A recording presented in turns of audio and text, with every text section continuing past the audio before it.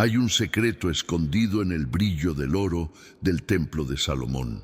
Un mensaje cifrado en cada lingote que no hablaba de riqueza, sino del peso de la misma gloria de Dios. Y si te dijera que la ruta comercial más lucrativa de la antigüedad no era realmente sobre geografía o economía, sino sobre teología y profecía, esta no es la historia de cómo un rey se hizo inmensamente rico.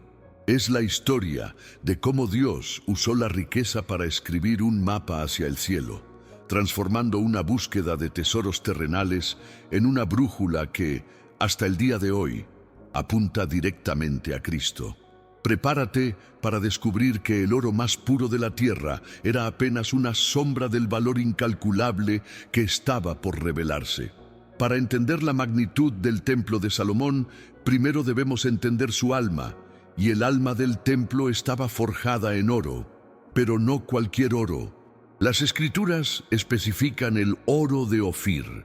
Este no era simplemente un metal precioso, era una leyenda, un material cuya pureza era tan proverbial que se convirtió en el estándar con el que se medía toda la riqueza y la perfección. Traído desde una tierra lejana y casi mítica, el oro de Ofir era extraordinariamente escaso y de una calidad inigualable, resistente a la corrupción y al paso del tiempo. Su brillo no disminuía. ¿Por qué esta obsesión con un material tan específico y costoso? Porque el templo no era un palacio para un rey, era una morada para el Rey de Reyes. Era una declaración teológica hecha en la tierra, para el Dios santo, incorruptible y eterno. Solo lo más santo, incorruptible y precioso de la creación sería suficiente. Cada pared revestida, cada utensilio sagrado, era un sermón silencioso sobre la naturaleza de aquel a quien se adoraba. La elección del oro de Ofir era una catequesis en sí misma. Su pureza resplandeciente era un símbolo visible de la santidad absoluta de Yahvé, un Dios sin mancha, sin sombra de variación, cuya esencia es luz y en quien no hay tinieblas. La rareza de este metal hablaba de la unicidad de Dios, el único y verdadero creador en un mundo lleno de ídolos de madera y piedra que se pudren y se deshacen. Su incorruptibilidad, su capacidad para resistir el óxido y la decadencia era un testimonio de la eternidad e inmutabilidad de Dios, el Yo Soy, que no está sujeto a las leyes del tiempo y el deterioro que gobiernan todo lo demás. Así, el templo no era simplemente decorado con oro, estaba teológicamente fundamentado en él.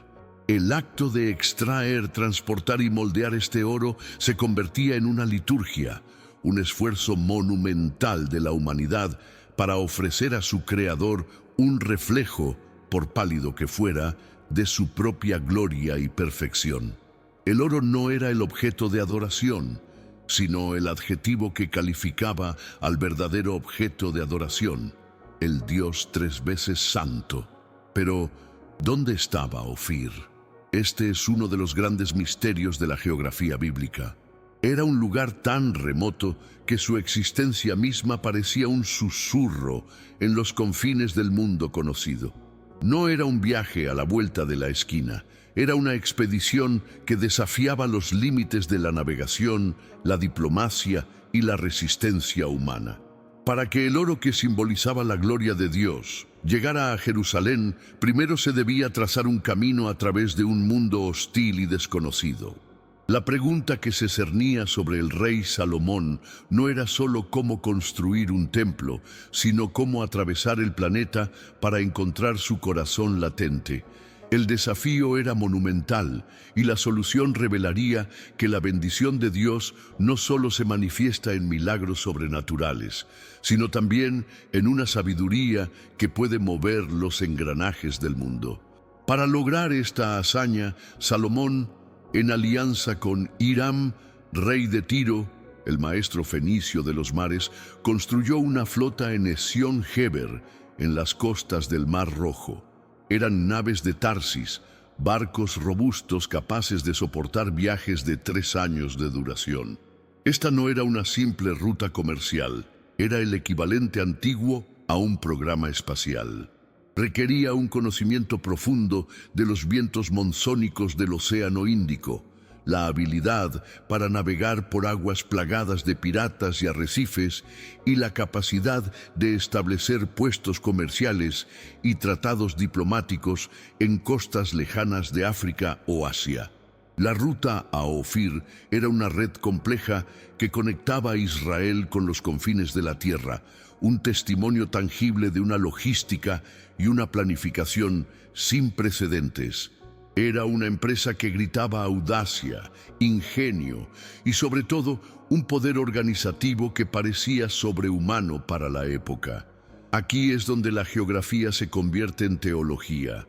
La capacidad de establecer y mantener con éxito la ruta a Ofir no fue simplemente el resultado de la inteligencia humana o la pericia fenicia.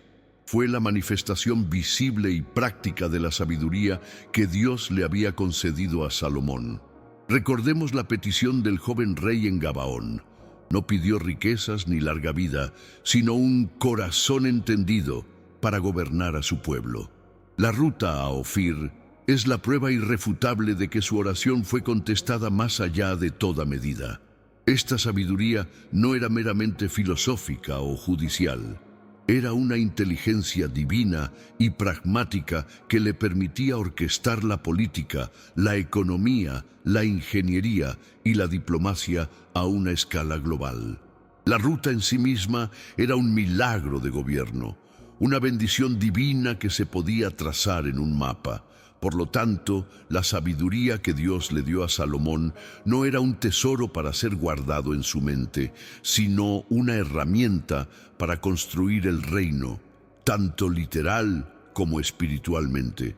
Era una sabiduría que podía transformar desiertos en puertos, alianzas políticas en empresas prósperas y viajes peligrosos en conductos de bendición. Cada barco que zarpaba hacia Ofir no solo llevaba marineros y soldados, sino que estaba impulsado por el aliento de la sabiduría divina. Cada gramo de oro que regresaba a Jerusalén no era solo el fruto del comercio, sino la evidencia de que Dios estaba con Israel, equipando a su rey no solo con piedad, sino con una competencia y una visión extraordinarias. La ruta a Ofir se convierte así en un testimonio de que cuando Dios bendice, lo hace de manera integral, capacitando a sus siervos en todos los ámbitos necesarios para cumplir su propósito. De esta forma, los dos pilares de este gran proyecto se entrelazan en una danza divina. La sabiduría celestial, manifestada en la ruta, se convierte en el camino para obtener el tesoro terrenal, el oro. Y el tesoro terrenal, el oro, se convierte en el símbolo perfecto para honrar la fuente de toda sabiduría, Dios. Es un ciclo sagrado y perfecto. La mente que concibió la ruta fue un regalo de Dios, y el material que la ruta proveyó fue dedicado de nuevo a Dios. No hay división entre lo sagrado y lo secular en este proyecto. La diplomacia, la economía y la navegación se santifican al ser puestas al servicio del propósito divino. Nos enseña que la verdadera sabiduría no es un fin en sí misma, sino el medio por el cual atraemos los recursos más preciosos de nuestra vida para consagrarlos en el altar de la adoración. La noticia de esta empresa sin precedentes, de un rey cuya sabiduría era tan vasta como el mar que sus barcos navegaban y cuya riqueza era tan pura como el oro que importaba, no podía permanecer en secreto. Los susurros se convirtieron en leyendas que viajaron en las caravanas de incienso y en los barcos mercantes. La fama de Salomón, una fama que no se basaba en la conquista militar, sino en la sabiduría y la prosperidad divinamente otorgadas, comenzó a resonar en los palacios más lejanos del mundo. Y desde el sur profundo, desde una tierra rica en especias y misterios, una monarca poderosa escuchó estos relatos. Su curiosidad fue despertada, no por el oro en sí, sino por la fuente de todo ello, la sabiduría incomprensible del rey de Israel. Una visita se estaba gestando, una que cambiaría el significado de esta ruta para siempre. Así, en el apogeo del reino de Salomón, el escenario estaba listo. El templo, una joya arquitectónica bañada en la gloria del oro de Ofir, se alzaba como el corazón espiritual de la nación, un testimonio de la santidad de Dios. Las rutas comerciales, arterias vibrantes de prosperidad, bombeaban vida y riqueza hacia Jerusalén, un testimonio de la sabiduría de Dios. Israel se había convertido en un faro de luz y esplendor para el mundo antiguo. Sin embargo, este era solo el primer acto. Todo este peso material, toda esta gloria terrenal, era simplemente una sombra, un eco tangible de una verdad mucho más profunda.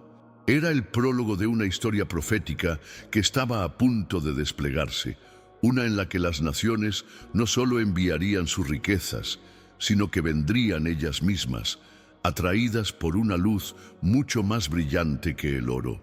Fue entonces cuando la profecía latente en el oro y la sabiduría comenzó a despertar. Desde el sur, cruzando los desiertos de Arabia, llegó una caravana como ninguna otra. No era una expedición comercial en busca de ganancias, ni un ejército en busca de conquista. Era una peregrinación en busca de la verdad. La reina de Sabá, una monarca de poder y astucia legendarios, no envió emisarios. Vino ella misma, atraída por el eco de una sabiduría que desafiaba toda explicación. Su caravana no estaba vacía. Traía consigo los tesoros más grandes de su propia tierra, especias, piedras preciosas y 120 talentos de oro. Pero su verdadero propósito no era comerciar, sino inquirir. No vino a ver los edificios, sino al arquitecto de la sabiduría que los había concebido. Su llegada no fue una visita de estado, fue el primer indicio de una cosecha espiritual. El encuentro entre Salomón y la reina de Sabá es uno de los momentos más intelectual y espiritualmente cargados del Antiguo Testamento. Ella vino para probarle con preguntas difíciles.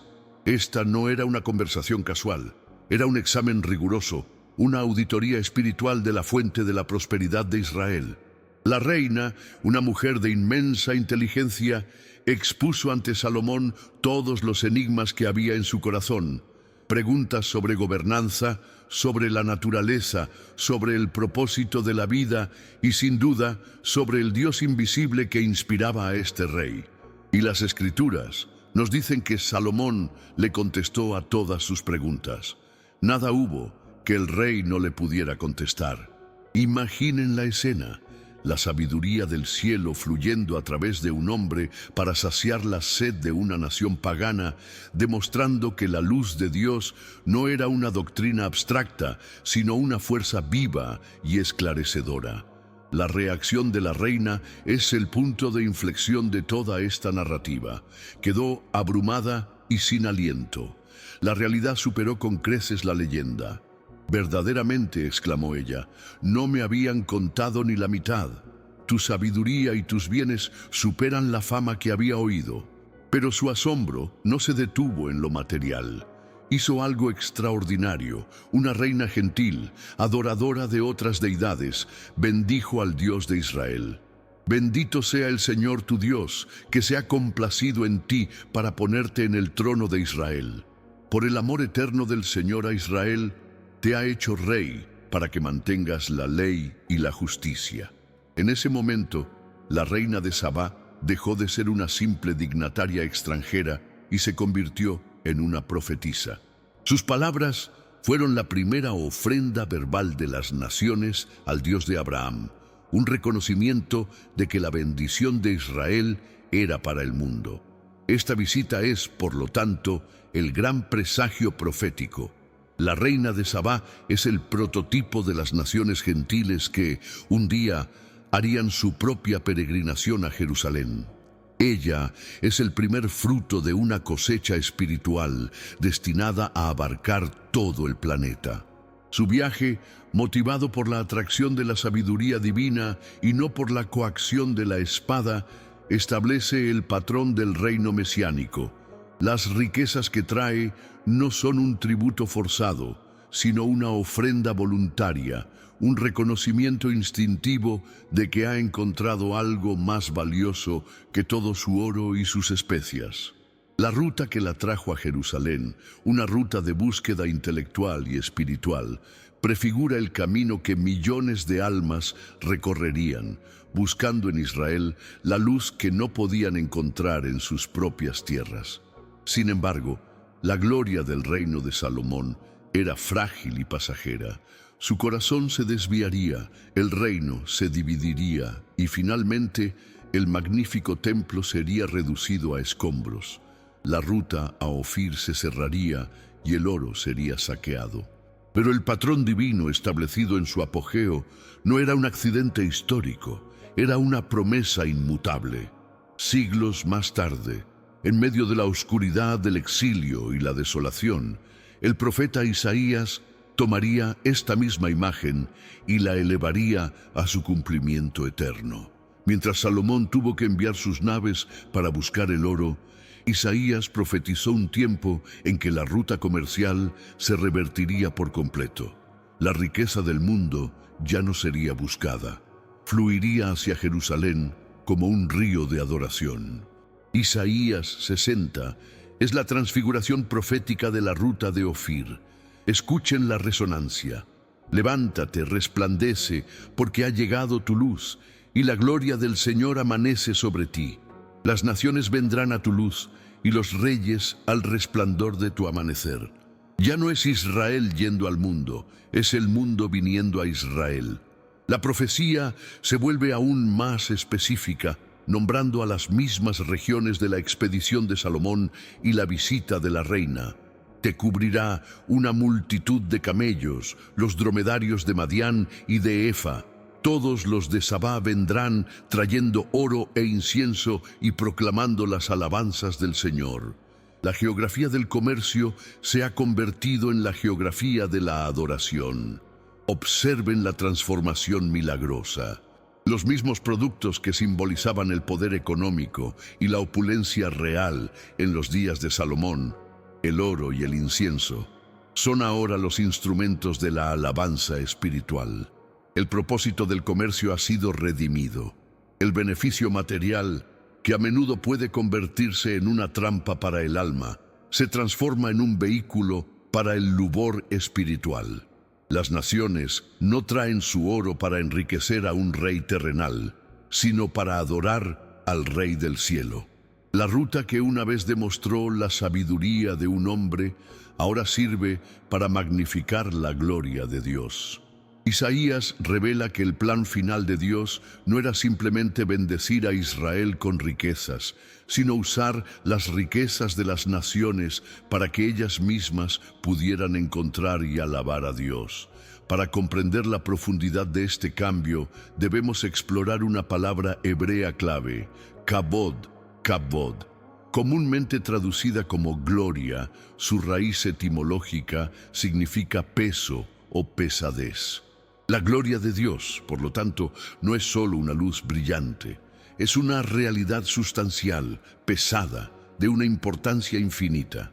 En el templo de Salomón, el peso literal de toneladas de oro puro era la representación física más cercana que los humanos podían concebir del kabod invisible de Dios. El oro no era solo decorativo, su inmenso peso físico era una lección objetiva sobre la abrumadora importancia y la sustancialidad de la presencia de Dios. Cuando entrabas al templo, sentías el peso de la gloria. Pero todo ese oro, con todo su peso y su brillo, era solo una sombra, era un dedo de oro macizo apuntando hacia el horizonte.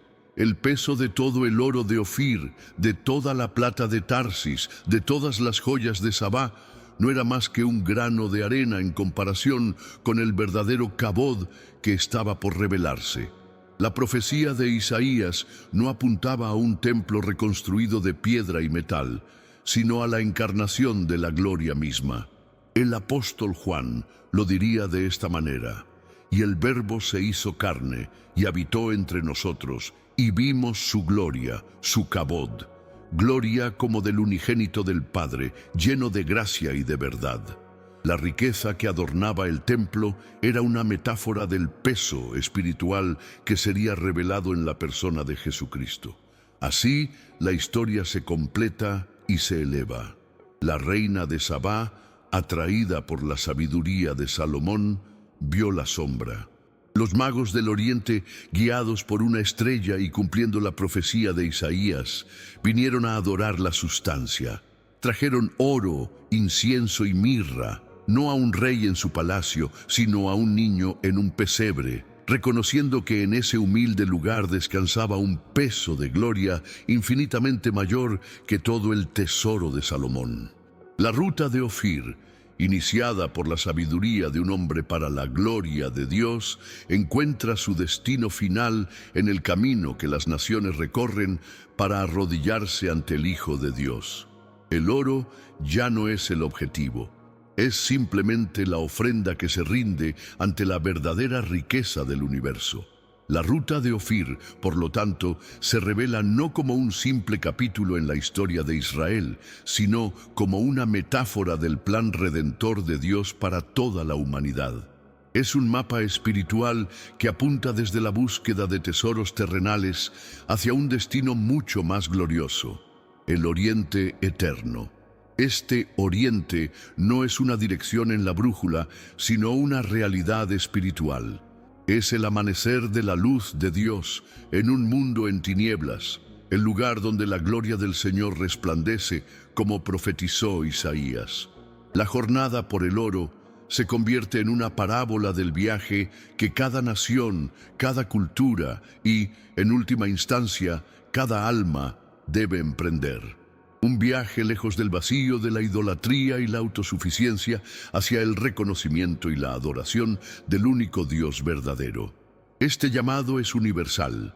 Las naves de Salomón viajaron al oeste hacia Tarsis y al sur hacia Ofir. La reina de Sabá vino del sur profundo. Los magos llegaron desde el lejano oriente. Es un abrazo divino que rodea todo el globo.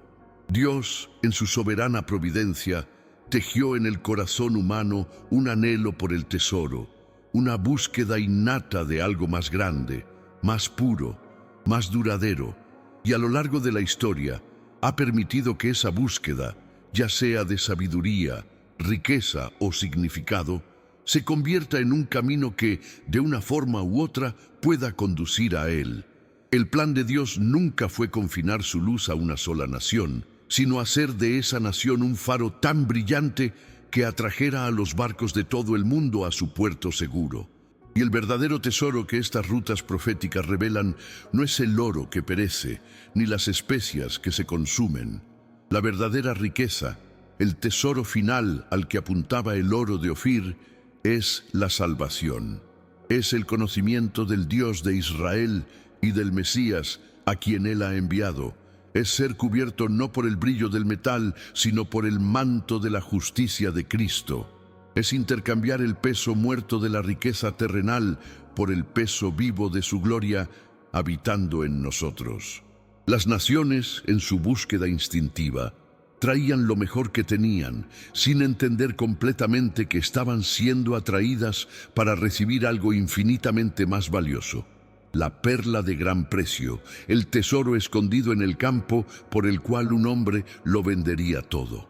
La verdadera riqueza no es lo que le damos a Dios, sino lo que Él, en su gracia, nos da a nosotros. Aquí, ahora, esta historia antigua cruza el umbral del tiempo y entra en tu propia vida, porque tú también tienes tu oro de Ofir. Puede que no sean lingotes de metal precioso, pero posees tesoros de incalculable valor. Tu oro puede ser tu talento, esa habilidad única que fluye de ti sin esfuerzo. Tu incienso puede ser tu tiempo, las horas y los días de tu vida. Tus especias pueden ser tus recursos, tu influencia, tu educación, tu energía, tu amor. Cada don que posees, cada capacidad, cada latido de tu corazón es tu propia riqueza personal, tu tesoro más preciado. Y al igual que con el oro de Salomón, este tesoro se encuentra en una encrucijada, enfrentando dos destinos posibles. El primer camino es el de la riqueza como trampa. Es usar nuestros dones para construir nuestro propio reino, para buscar nuestra propia gloria. Es la ruta que finalmente tomó el mismo Salomón, permitiendo que las riquezas y las alianzas extranjeras desviaran su corazón del Dios que se lo había dado todo. Cuando nuestro oro se convierte en un fin en sí mismo, se vuelve pesado, una fuente de ansiedad, orgullo y finalmente de decadencia espiritual. Se convierte en un ídolo que adoramos en secreto, un templo a nuestro propio ego que, inevitablemente, terminará en ruinas. Este camino promete poder y autonomía, pero su destino final es el vacío y la pérdida, un reino dividido y saqueado por dentro. El segundo camino es el de la riqueza como adoración. Es el camino profético, el de la ruta invertida. Es tomar conscientemente nuestro oro, nuestros talentos, nuestro tiempo y en lugar de acumularlo para nosotros mismos, dirigirlo en una caravana de ofrenda hacia Cristo. Es entender que nuestra carrera puede ser un altar, nuestra creatividad un acto de alabanza, nuestra generosidad un incienso fragante. Este es el camino de los magos, que viajaron grandes distancias no para recibir, sino para dar. Cuando nuestros tesoros más preciados se postran ante Jesús, dejan de ser una carga o una trampa y se convierten en un instrumento de la gloria de Dios. Su propósito se redime, su valor se multiplica en la economía del cielo y nosotros, sus portadores, encontramos la verdadera libertad y el propósito. Esta transformación de nuestra riqueza de una trampa a un acto de adoración no es una carga, sino una invitación gloriosa. No se trata de que Dios necesite tu oro, sino de que tu corazón necesita un rey digno de recibirlo. Es la verdad detrás de las palabras de Jesús: donde esté tu tesoro, allí estará también tu corazón. Al ofrecerle a Él lo que más valoramos, le estamos entregando nuestro propio corazón, y a cambio, Él nos da el suyo. Es un intercambio divino, donde entregamos baratijas finitas y recibimos riquezas eternas. Es permitir que la sabiduría de Dios, el Espíritu Santo, trace en nosotros una nueva ruta, una que no busca los tesoros de la tierra, sino que almacena tesoros en el cielo, donde ni la polilla ni el óxido corrompen. Así que te pregunto, mientras las últimas palabras de esta historia resuenan en tu alma, ¿cuál es tu oro de Ofir? ¿Qué tesoro te ha confiado Dios? Identifícalo, dale un nombre, siente su peso en tus manos. Y luego, hazte la pregunta más importante de todas: ¿en qué dirección viaja? ¿Está en la ruta de Salomón, una búsqueda de autoengrandecimiento que terminará en polvo? ¿O está en la ruta profética de Isaías, un viaje gozoso hacia la luz de Cristo, una ofrenda voluntaria de adoración? La elección define el destino no solo de tu tesoro, sino de tu alma. Hoy puedes decidir revertir la ruta. Puedes hacer de tu vida una ofrenda sagrada. No importa cuán grande o pequeño sea tu tesoro, es el objeto más preciado que puedes ofrecer en el altar del Rey del Universo. Si esta antigua historia ha iluminado el mapa de tu propio corazón, comparte esta luz. El mundo está lleno de almas que buscan tesoros en los lugares equivocados. Suscríbete para continuar este viaje con nosotros, desenterrando la sabiduría eterna de las Escrituras para la vida de hoy. Y te invito a hacer un acto de consagración en los comentarios. Dinos, ¿qué oro le ofrecerás hoy al Rey? Que el verdadero peso de la gloria de Dios, el cabot del Señor, descanse sobre ti y te dé una perspectiva eterna. Que cada tesoro que poseas, cada don que ejerzas, cada día que vivas, encuentre su propósito más elevado en el camino de la adoración. Que tu vida entera se convierta en la ruta por la cual la alabanza viaja hacia el trono de la gracia. Ve en paz, sabiendo que tu mayor riqueza es aquel que te lo dio todo. Una vez que la decisión de revertir la ruta es tomada, no en un arrebato emocional, sino en una rendición profunda y serena del alma, comienza la verdadera transformación. Este acto de consagración es una revolución silenciosa que ocurre en el centro de nuestro ser. Es el destronamiento del yo como rey de nuestro pequeño reino y la coronación de Cristo como el legítimo soberano de cada área de nuestra vida. Ya no preguntamos, ¿qué me traerá más ganancias, más fama, más seguridad? En cambio, una nueva pregunta, santa y liberadora, comienza a guiar nuestras decisiones. ¿Qué traerá más gloria a mi rey? Este cambio de pregunta fundamental altera el mapa de nuestra existencia y cada paso que damos a partir de ese momento, por mundano que parezca, adquiere un propósito eterno y un peso de gloria. Este cambio nos mueve de una mentalidad de propiedad a una de mayordomía. El hombre que no ha revertido su ruta vive bajo la tiranía de la propiedad. Mi tiempo, mi dinero, mi talento, mi futuro. Esta posesividad genera una ansiedad constante, pues lo que es nuestro puede sernos arrebatado, puede perderse o devaluarse.